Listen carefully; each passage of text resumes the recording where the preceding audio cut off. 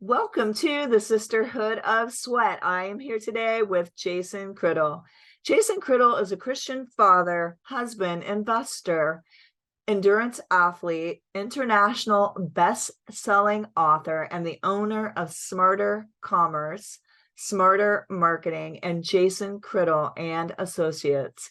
His brands, books, and blogs have helped thousands of businesses and entrepreneurs increase their revenue by identifying and duplicating income-producing processes through data and influence. He is also working on building his own billion-dollar brand while remembering that we should be seeking the path of God first in every moment of building ourselves, our relationships, and businesses. He believes your success in life is directly correlated to your faith in your highest power. Wow, I like that last tagline, and I couldn't agree more. I really enjoyed this conversation today with Jason. We talked about addition could be subtraction in your life. Sometimes it feels like a takeaway, like something's going away, but literally it was necessary and it ends up being an addition to our lives. How to set better boundaries, realizing that one person does not decide our destiny, surrounding yourselves with the right people, speaking your dreams out loud, and moving forward in faith. And the right path when you surrender will show up for you. So many good things today. And we actually also touched a little bit on the afterlife, whether you believe in heaven or an afterlife. So it was a great conversation. Make sure to tune in.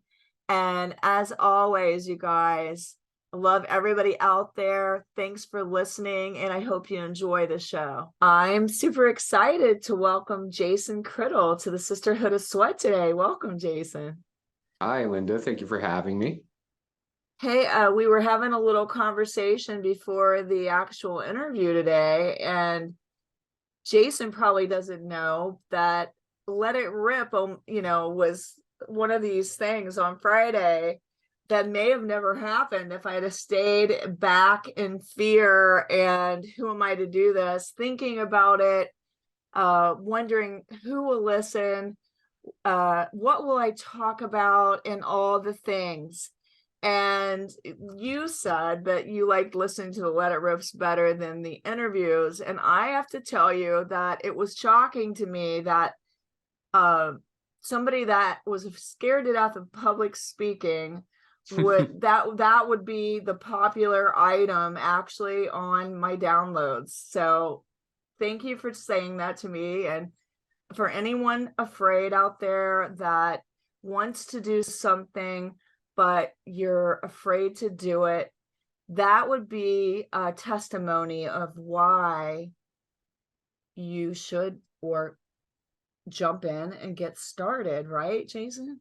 Yeah, especially whenever it comes to sharing our story and sharing our voice. I tell everybody that I became an author before I became a writer. And so even though I published a lot of books, I put out my first one or two books before I really found my voice.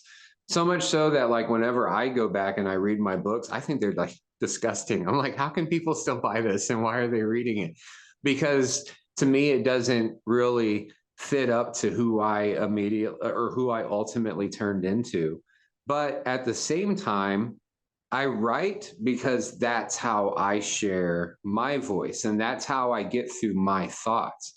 And so whenever I'm writing, whether it's blogs or writing on Quora or even working on a manuscript, I'm not doing it because I necessarily care for feedback or because I care if anybody's reading it. I do it because that's my connection to the universe. And I learn more about myself through my writing than I do through any other form of communicating. And whenever I'm listening to your Let It Rips, I can hear you get deeper and deeper into a thought. And it's really fun to like witness that, where you started out talking about boundaries, but then you just go another level and then another level, to the point to where even though you were like, hey, I'm just going to turn on my recorder and I'm going to make this 15-minute clip about boundaries, you weren't quite sure where the story was going to go. But the more you talk about it, the deeper it gets, the more you discover about yourself. And then it makes setting boundaries for yourself easier after you've talked it out. And I will also confess that I will go back and listen to the Let It Rips, because usually it's something that I have literally went through in my own life. I'm speaking to myself as much as anyone out there. And recently I went back and listened to, I don't remember, I'll have to put it in the show notes. I can't remember the episode number, but where I was literally saying to speak your dreams out loud. And I just spoke it out right from the deep parts of my heart, what I wanted to see come to fruition. And so I went back and I listened, because I was still stuck in that imposter syndrome where you sit on the fence and you get, the longer you think, the longer you hesitate, the more you get stuck, the less likely you are to move forward. And so I just went back and I listened and I said, okay, yeah, there's a lot of things going on right now, but I'm taking the leap. I am speaking in New York City at the Triad Theater, June 22nd and June 23rd. And so I am doing that. I took the leap. But like, sometimes you speak a dream out loud and it comes true so fast it scares you. Yeah, like I'm kind of going through that in my life right now. Like I was listening to a podcast at the end of last year with Tony Robbins and Ed Milet, and they were talking about writing things down in 2023 as opposed to just making resolutions. And even though I'm a writer, and even though I track all my workouts, I track all my sales calls, there's so many things that I write down. But like you were saying on your Let It Rip, where you're talking about just keep going, like it's almost impossible to reach a goal if you have not made a goal. And so whenever we think of goals, we try to think of things that we can control. And so we're like, okay, so if I go and I work out really, really hard this month, then I might be able to lose an extra 5 pounds. But the funny thing about the universe or God or whatever ultimate power that is all around us that people don't like to talk about, but should a little bit more, is once you speak to that and you tell that power that you want change or that you want the goal, then it's like everything in the universe. I think of it like that song, when I move, you move. Just like that. When I move, you move. Just like that. And so whenever you make a move for the universe makes moves for you. And Linda, I tell you, like, I feel like I'm at a point in my life where like God is trying to catch up to me. Like I'm doing things so fast now, that like I really feel like God's like, okay, Jason, hold on. I know you want that thing today, but it's got to be tomorrow. I can't catch up, And so it's that feeling of momentum that it allows you to crave going after that goal even more. Now, I will say on my path, I may see a difference where things that I really at the time I did it as a means to an end. Like when I went to I worked at the YWCA as a fitness director, and I was raising 2 small kids on my own at the time. Although I will call my mom, she was helping me, so I can't say completely by myself, and my dad. So I just remember I literally, don't do this at home. Don't anybody try this, but I changed clothes while driving on the way to an interview, because it was the only way that I could get to the interview, be dressed, get back on time. And like that's how booked my time was at the time. Yeah. And I got the job. Yeah, yeah. And I remember the guy was like a used car salesman, and he wanted me to do sales. And I was like, well, if I can coordinate group fitness, then I guess I saw sales as a necessary evil. Okay, I'll do that for you if I can do this. And so that job was not something that I particularly wanted to do, but I learned so much from the experience that it set me up later to do what I was called to do. And when I got a vision from God, at first I'm like, is this me or is this you, God? You sure? Are you sure you want me to do this during the middle of a pandemic? And yeah, he did. So he just kept on letting me know signs and wonders. And if you listen to the podcast, you've probably heard my story. So here I am. I'm doing all these things. I get the vision. I wouldn't have had the skills if it wasn't for the things along the way that I've done that I didn't necessarily want to do. And so I can look back now and see how God directed my footsteps. He was with me every single step of the way. When one door shut, lots of windows opened.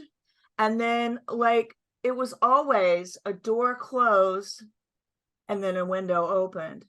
Yeah. So I just think if today you are in any space like Jason and I, if you feel like all the doors are closing, then it's time for a change and a transition, and it's time for a new part in your movie.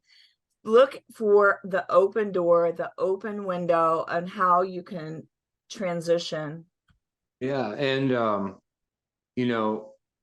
when you were talking about setting boundaries, so I really feel like if there's a bus that you could take to being the ultimate you, then it's just as important to kick people off the bus as it is to put the right people on the bus. And yes, I had a big, huge shift in my life at the beginning of the year whenever I changed phone numbers. I had the same phone and the same phone number for 22 years. And so not only was my phone ringing like literally all day long from spam calls, that I didn't want to get, but I had 170 contacts in my phone. And I was the guy in all of their phones, but I had no the guy or the woman in my phone. And so what I mean by that is I had over the course of 20 years accumulated 170 so-called friends that reached out to me when they needed money. They reached out to me when they needed help, or they needed to move, whenever they were having relationship issues, when they were having marriage issues, when they were having business issues. And even though I built this life around helping these people, I realized that these people were taking, and I didn't really have anyone in my life that was contributing back. And so at the beginning of the year, I got a new phone and I got a new phone number.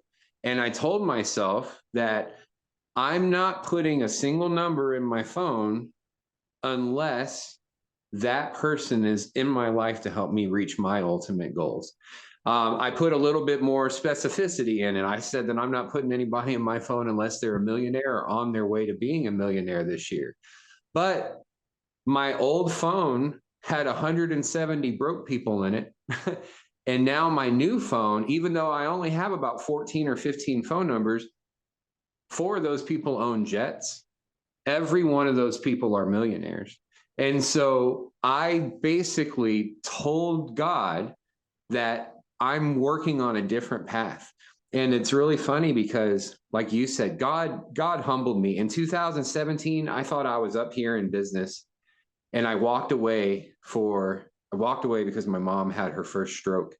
And I took a little step back from business, and that little step back turned into 5 years. And I'm just now getting back to the point to where I'm rebuilding momentum from being away for those 5 years. But during those 5 years, I was making small decisions to live this small life. I was like, I no longer want to be in the news. I no longer want to do PR. I no longer want to write books. And even though I kept telling myself that that's not what God had planned. And all it took was one idea, meeting one person that led over the course of a very few months. It led to my company getting funded. It led to me meeting the right people. And so I learned too that even though I feel like I took a step back from my own life for about 5 years, and even though I felt depressed and in a dark place and alone for those 5 years, God was right there with me the whole time, letting me go through it because I had to. I had to. I had to get to the deepest, darkest, most hellish points of my life to realize that I don't want to live in hell anymore, you know?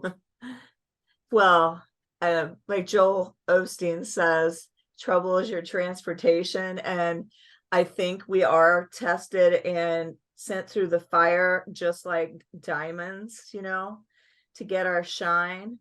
And so when you do go through trouble, sometimes I think you could just start looking for the good things that are going to happen, because generally something really great follows after something really terrible. Like the worst moments in my life, I can remember crying, thinking that we're going to continue, you're in it. You Right. think it's going to continue forever, and it's just the worst, I'm dramatic. It's the worst thing in the world. And then you can look later in your life, if you've surrendered, because generally God shows up when we surrender it all to him and we are flat on our backs. He shows us his glory. And I can totally attest to that with the putting up of my gym. He, was completely unable to be physical. I couldn't work out. I had all sorts of horrendous injuries. And in addition, my rent was tripled. And I thought, oh my gosh, I can't even work out. How in the world am I going to live my life as a champion? Right. And, in this moment, I had to surrender all that I thought that I was to become more, like to be who I truly am created to be. And we can hang on to the ego, we can hang on to who we think we are. But I just say today, if that's you, if you just learn to trust, you'll be amazed at what might come out of the worst circumstances of your life. Yeah, I was saying earlier in a conversation today that literally every single time that I thought I was having or going through the worst part of my life, it ended up being the best part of my life. Everything that happened where I felt like everything was being taken away from me, it had to be taken away in order for the new greater things to come. And I think that that's one of the parts that's really that I'm just now understanding in my life is that we have this vision and this goal of reaching our true potential self, our whatever that picture is of that ultimate self, not realizing that that ultimate self comes from the struggles. And so, like, whenever I see my ultimate self, I see this guy that's in shape, wearing suits all the time, surrounded by people that he loves, constantly recording content. Like, my life is just turning into recording content.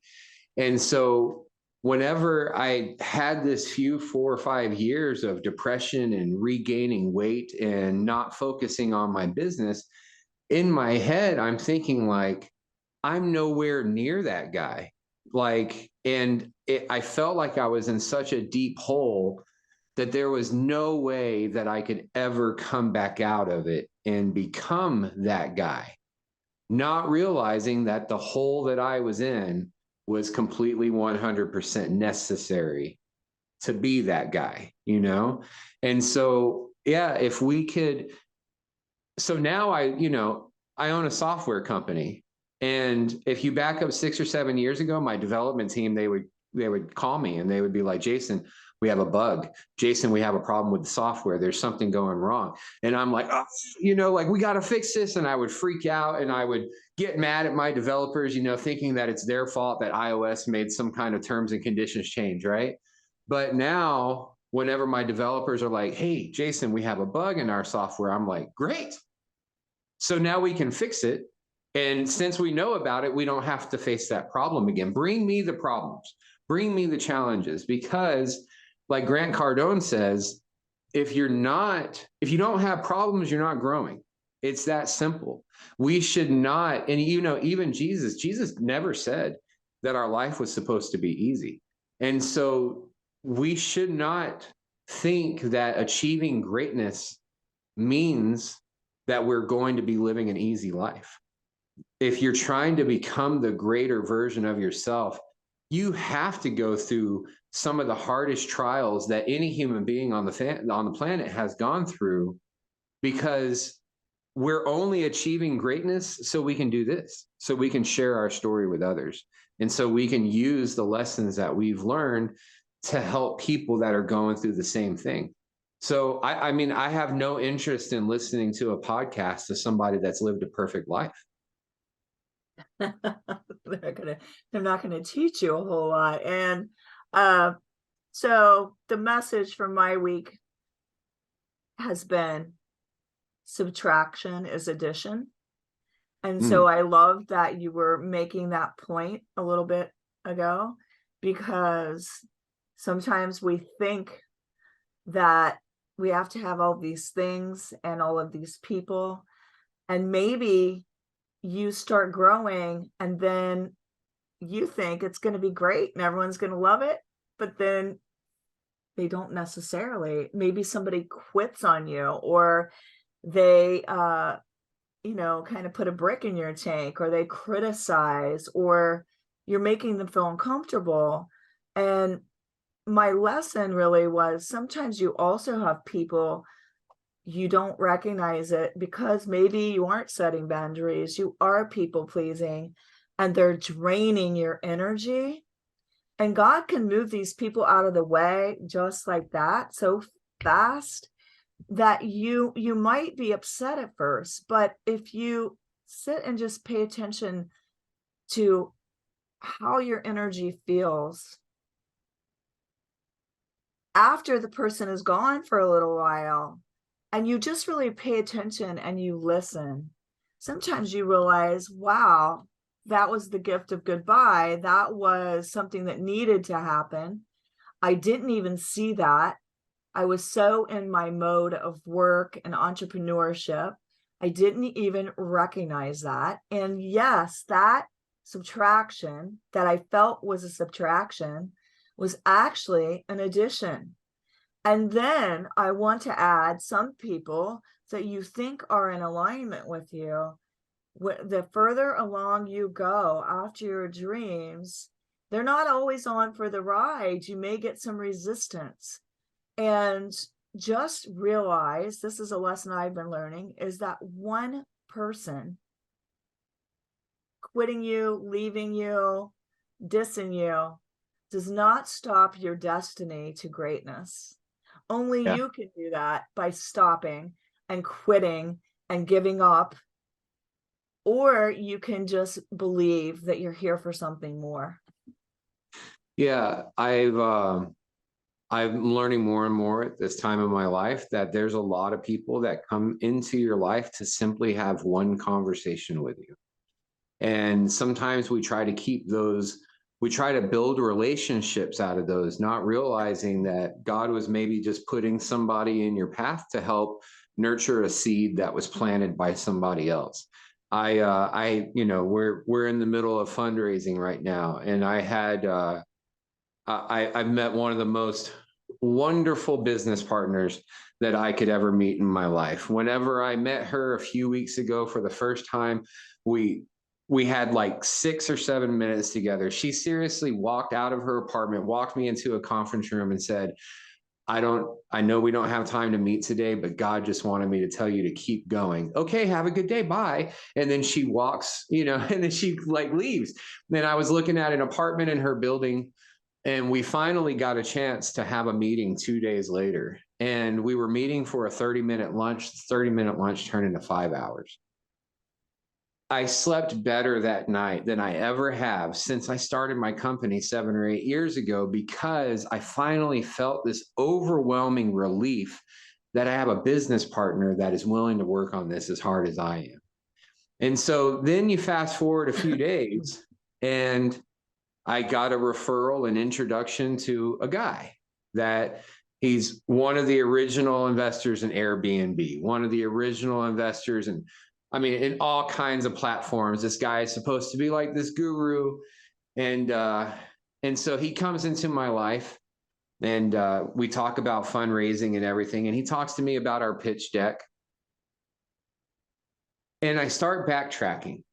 And the reason why I'm backtracking is not because I'm discounting my new business partner or anything like that, but I put her in a position, a high-level position with the company. And then I meet this guy who's supposed to be this guru, and he wants that position that I already assigned this woman. So he tells me to take I know that I'm not giving a whole lot of detail, but he tells me to take our one-pager that It we were sounds like using. a sticky wicket.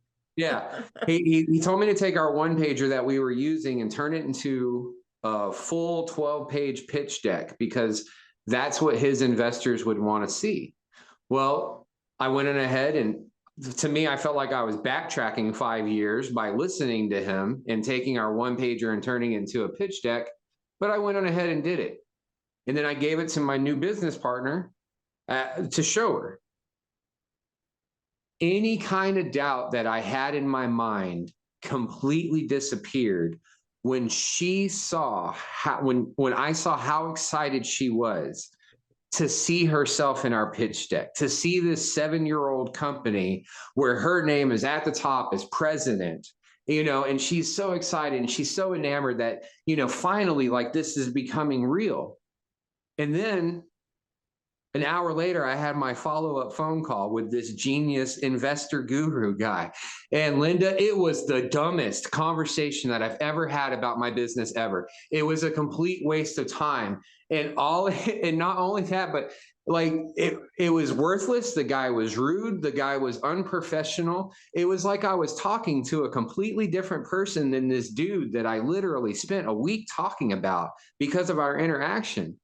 But what it showed me is sometimes God puts you in your life, or people in your life, to bring value to other people.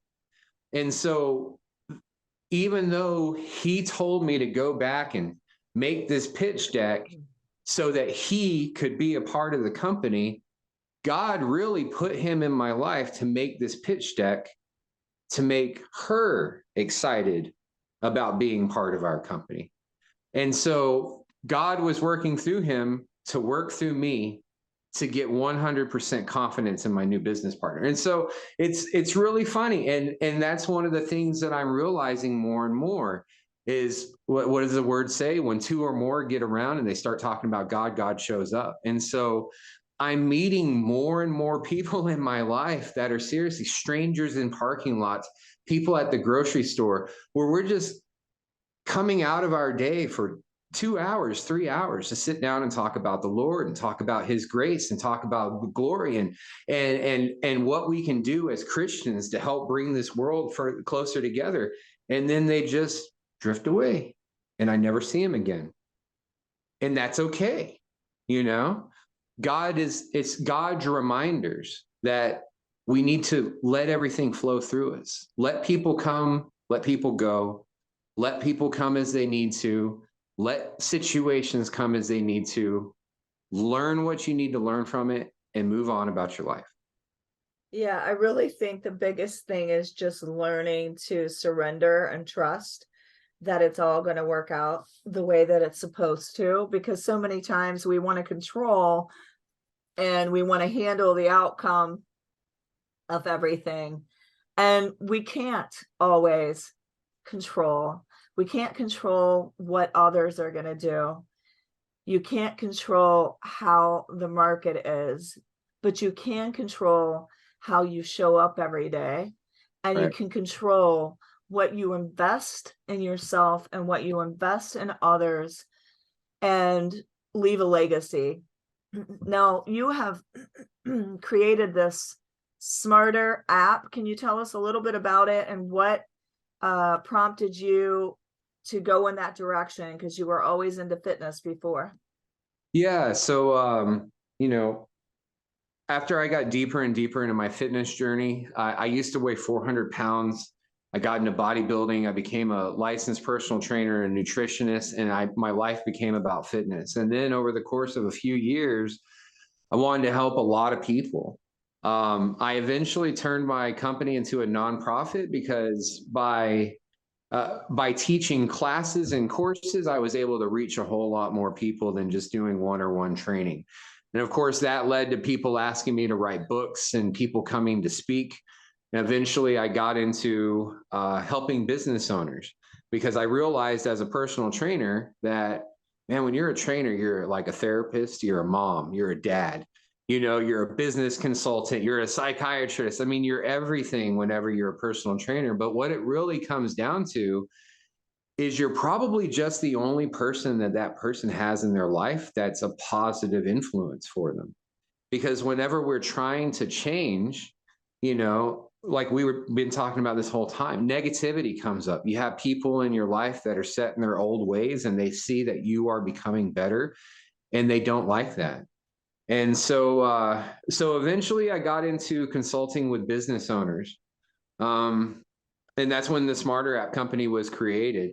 Most of my clients that I was talking to, they were having the same issues. They're a small business. They're spending way too much on marketing and advertising, but most of their business is coming from referrals and they had no way to really keep track of it. So the Smartr app company and Smartr Marketing, we sell multi-level affiliate marketplaces. And so what that basically means is Linda can take her sweat books back there and she can take her programs and her classes and any of her products and she can put them on one of our Smartr apps. All of Linda's users can then download her app. They all get their own unique referral code and then they share that referral code with their friends and family. When they make purchases, people make money. And so this also happens on multiple levels. And you asked how I got into that. I started consulting with multi-level marketing companies in like 2021 and 2022. And I saw a couple of really cool things about multi-level marketing, but I saw a lot of issues. I love the fact that you could make money on multiple generations, but I didn't like the fact that you had to pay in order to participate. I didn't like the fact that you had to sign a non-compete clause telling a company that you're not going to sell anything else for anybody else for the period of time that you're selling for them. Because that makes no sense. Like, we make money in all kinds of ways and nobody should control that. I also didn't like the complicated back-end office, that you had the back-end software that you had to learn. And whenever you would recruit somebody, you'd have to place them in some leg here or somewhere here. I didn't like any of that. So we got rid of it. And yeah, so now we are a 7-year-old company. And even though we spent the last couple of years really concentrating on Smartr Commerce, which is our merchant processor. So we have all these apps that are out there in the market. We're also processing all the transactions in them. So this year, I decided that I want to build like a culture, I love how everything is pink over there. You got your pink cup and you got your pink jacket. So My gem anyway, is this color. yeah. So this year I'm excited because we're putting together a bonus program for our promoters. My mom just recently passed in 2021. She died broke. She died unhealthy. She died unfulfilled. She died without any kind of life insurance or anything. And so like, I'm just taking advantage of all the lessons that I've learned and the things that I felt would help me as an entrepreneur. And I'm cramming those into our software and giving them away to people that are working their butts off with us, So by the end of this year, I want, you have a lot of companies out there that have like direct sales bonus programs. And yeah, they'll give you a few $100s a month for a car. I want to be buying people houses by the end of the year. And that might sound like some ultimate weird, lofty goal, but it's my goal and it's my purpose. And so if I say that I'm going to do it, then all I have to do is follow through and it'll happen. Well, if you want something to happen, you have to ask, and you've got to believe and speak it out. And like lofty dreams and lofty goals are the things that move the needle forward. So when you set something like that, you've just now said it on the Sisterhood of Sweat. You're a lot closer to achieving it when you say it. When you say it out loud, you heard it, I heard it, that God heard it, the universe heard it, and speaking it out, writing it down, having a clear aim, all bring you that much closer to your dreams. And the cool thing about this podcast is every single time somebody listens to it, it reverberates throughout the universe. It's like this echo that's just constantly putting it out there in the universe, and it's all because we decided to come together and create this content together. That's one of the most beautiful things about content. Nobody in the world has to know who you are or who I am, and they can run across this episode and they, through listening, can help us reach our goals. That's so cool. When you fall upon an episode that's meant for you, that's the best. It's when you're going through something and you're like, how could that be that I am listening to exactly what I'm going through at this very moment? And it's synchronicity. It's confirmation that there's a greater power out there that is watching over you, I think. Yeah, it's like when you go into the church and the sermon, it's like they wrote the sermon that day about you. It's one of the most incredible feelings. And not only that, but knowing that the pastor made the decision to write this sermon that was speaking directly to you, but also speaking directly to the hundreds of people that you are in fellowship with. Because even though you're in there in that church and you feel like you're going through that personal, private struggle, God's children are all in there with you in that place, in that exact time, to hear that exact message, because they are all going through what needs to be heard. And that, like, if anybody ever wants to question God's existence, like, I walked away from God when I was 13 years old. And just a few weeks ago, I even posted the video on my TikTok channel. I was standing in my parking lot and I was talking to a neighbor about God. And there was a strange man walking through our parking lot, and I noticed he was putting flyers on doors. I thought he was a DJ because the flyers looked terrible, like they were super ugly. And anyway, he walks past me and he hands me and my neighbor a flyer. And I look at it, and he's a pastor at a church 20 miles away in another city, the church that I walked out of when I denounced God at 13. And here, 26 years later, 20 miles away in the middle of a parking lot, like, I don't even know the coordinates to where we were standing in the parking lot, but somehow God did. This guy drove 20 miles away on his lunch break, asking God to guide his steps, and he ends up in my parking lot in front of me from my church from 26 years ago. That is, you can't make that up. It takes divine creation in order to have these moments that can help you realign your faith and have these conversations that make you go, holy cow, God is real. This is awesome. I love it when you have full circle moments, but still speaking on that synchronicity, it's so funny. Like, I'll be going through something and I'll listen to Joel Osteen, or I'll listen to TD Jakes, or it'll just be a podcast, but it'll always be that something I just really needed to hear. And then recently it's been I spoke about it first on my podcast, and then I heard it on theirs. I'm Nice. like, okay, that's getting crazy. But I liked what you said about the church that you walked away from, and then this guy is giving these flowers.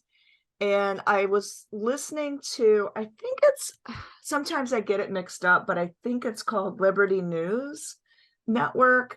They're kind of like a Christian news channel on YouTube. Do you know what I'm talking about? I think I've heard of it before, but please continue. Okay. So anyway, my Sunday school teacher from when I was a kid is on that channel as a regular all the time. Nice. I am like, oh, I want to say Dutch. If Yeah. anybody's listening, Dutch sheets. The Right. apple didn't fall too far from the tree. I did learn a few things in your class. Yeah, I mean, I never thought I never thought that at 39 years old, that my life would become about God.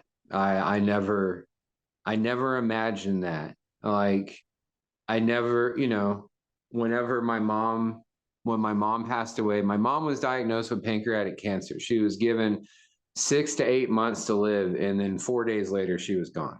4 days.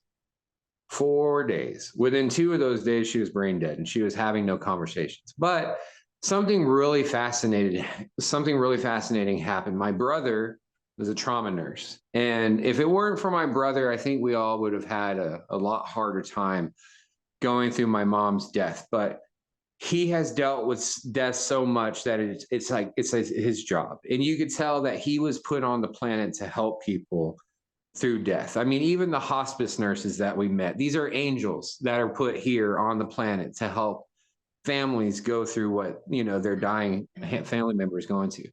So whenever my mom and I talked and she told me that she had cancer and she had just a few months to live, I went to the hospital within hours and I had a conversation with her. And it was basically our last real conversation where we apologized for everything that we had been arguing about for years, things that didn't matter. Because at that moment, when you realize that you have a limited amount of time with somebody, you realize what really matters.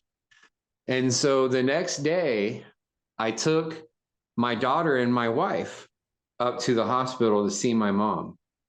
And she was already brain dead. And we were talking to her and we were hugging her, but her body, she was so out of it. Like, her eyes were rolling in the back of her head. Her skin was a different color. I mean, it was weird. Like, it wasn't my mom. It was like this body that was just kind of laying in this bed that had this resemblance of my mom. Body was given out. Right. And so they moved her into hospice so that our family could come in and see her. And my brother said, Jason, he said, I know that you saw her the way you saw her today, but she's going to come back. He said, they always come back. And he said, it's really weird and fascinating to see it, but in a body, in a person's last moments, they always gather the strength to do one last thing. And my mom's one last thing is she wanted all of her children in one room so that we could take a picture together. And so we're starting day number 3 of the 4 days from my mom passing. On day 2, she was already brain dead. So on that day 3, my brother and I walk into her hospice room and we're the first ones there. And my mom was back. And she saw my brother and I, and she said, oh my God, I didn't think I was going to see anybody again. Now, I don't know what that means to anybody that's listening, but to me, that meant that she knew that she was gone. She had an awareness that she had left her body and that there was a chance that she was not going to be able to come back into her body and see us all again. So what that told me is heaven is real. And my mom was in heaven, like probably kicking up some dust and cleaning off her bed, and making sure that everything was nice and so that when she came back for her permanent stay, that everything would be ready. And it was just so fascinating to me that I got to witness my mom's death and then my mom's rebirth right before her body passed. And so on that third day, we got to get the entire family in the room, and everybody got to hug her and take pictures. And and then everybody knew that she was going, because she said, "I'll see y'all tomorrow." And she said, "I'll see y'all tomorrow," probably 30 or 40 times, and she kept saying, "Bye, I'll see y'all tomorrow. I'll see y'all tomorrow." And that was it. And so it was that moment of her coming back and telling me that she realized she was gone. That right there is like this thing that sticks with me, that there is something after we die.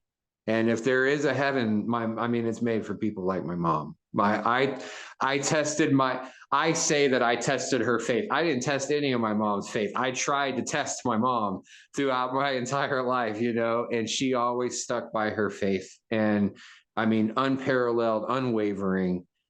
She was a woman of God. And so now, 2 years after my mom passed, and not just 2 years after my mom passed, but after 39 years of me going through my trials and my own tribulations, I realized, I thought 2 years ago that a man becomes a man whenever he loses his parents. And I realized just in the last few months that a man becomes a man whenever he comes to God and he brings his family to God. And that's what my mom was here on the planet for. And all these years that I was making these decisions to live this small life, that's not what God had in store for me, because I have a voice and I have the ability to bring people back to his kingdom. And that's what I'm here for. The software company, the radio shows, it's all for the glory of God. And, like you were talking about in your podcast about sales, a lot of people don't like sales because they don't want to sell. But sales is just helping people. And so when somebody tells me I don't like sales, I'm like, "What, you don't like helping people?" We're all put on the planet for our purpose. And whatever that purpose is, God will humble your butt and he will kick it until you realize what you are meant to be, and when you realize you're meant to be, it's a lot easier to have that faith. It's a lot easier to surrender on a daily basis. You don't have to surrender once in church 5 years ago. We can literally drop to our knees and pray to God at any time, and God will listen, and it's amazing. It took me 3 injuries to surrender completely. And I was stubborn, and I kept getting back up each time, having to go do another competition. And I would have missed my whole vision, purpose, and mission if I wouldn't have surrendered. And so I think surrender is an important part of the process, and just realizing that God gives us what we need when we need it. And if we rely on him, that's a great partnership to have, probably the best partnership you could ever have. And I really enjoyed your story about your mom. I'm sure a lot of listeners loved hearing the whole story. And I'm sure your mom somewhere is looking down and feeling proud. And I definitely believe in the afterlife, and I definitely believe there's a heaven.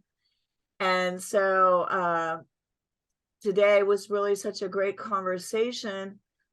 Where can everybody get a hold of your app, follow you on social, and what's your website?